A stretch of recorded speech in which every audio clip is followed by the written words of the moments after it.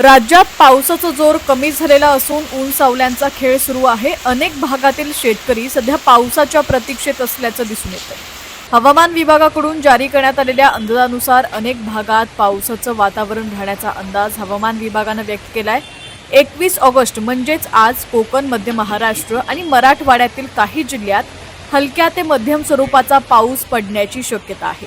कोकणातील पालघर, ठाणे आणि मुंबई इथं हलक्या पावसाची शक्यता आहे, तर रायगड, रत्नागिरी आणि सिंधुदुर्ग जिल्ह्यात हलका ते मध्यम पाऊस पडण्याचा अंदाज आहे।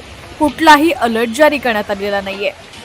उत्तर महाराष्ट्रातील धुळे, नंदुरबार आणि जळगाव इथं हलका पाऊस अपेक्षित आहे। नाशिक आणि नाशिक घाट परिसरात हलका ते मध्यम पाऊस होण्याची शक्यता आहे। अहिल्यानगरमध्येही हलका पाऊस पडू शकतो। उत्तर महाराष्ट्रातही कुठलाच अलर्ट जारी करण्यात आलेला नाहीये।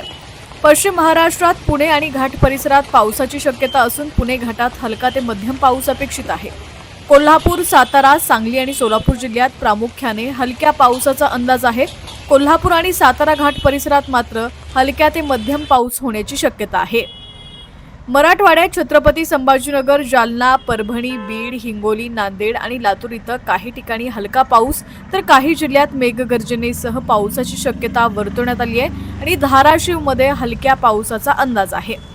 दरम्यान विदर्भातील अकोला, अमरावती, बुलढाणा, वाशिम, यवतमाळ, नागपूर, वर्धा, भंडारा, गोंदिया, चंद्रपूर आणि गडचिरोली या जिल्ह्यांसाठी 21 ऑगस्ट रोजी कोणताही विशेष इशारा देण्यात आलेला नाहीये। विदर्भात गेले काही दिवस पाऊस झालेला नाहीये, त्यामुळे पिकांना फटका बसायला सुरुवात झाली। अनेक शेतकरी पावसाच्या प्रतीक्षेत आहेत। हवामान विभागाकडून जारी करण्यात आलेल्या अंदाजानुसार राज्यात हलक्या ते मध्यम स्वरूपाच्या पावसाची शक्यता वर्तवण्यात आलेली आहे। गेल्या काही दिवसात राज्यात चांगला पाऊस झालेला नाहीये, त्यामुळे शेतकरी अजूनही पावसाच्या प्रतीक्षेत आहेत। सोयाबीन आणि अन्य पिकं आता पावसाअभावी बेकार होण्याच्या अवस्थेत आहेत, त्यामुळे शेतकऱ्यांनी ओलीत किंवा इतर काही उपाययोजना करणं गरजेचं आहे। अधिकच्या अपडेटसाठी पाहत रहा HPN मराठी न्यूज।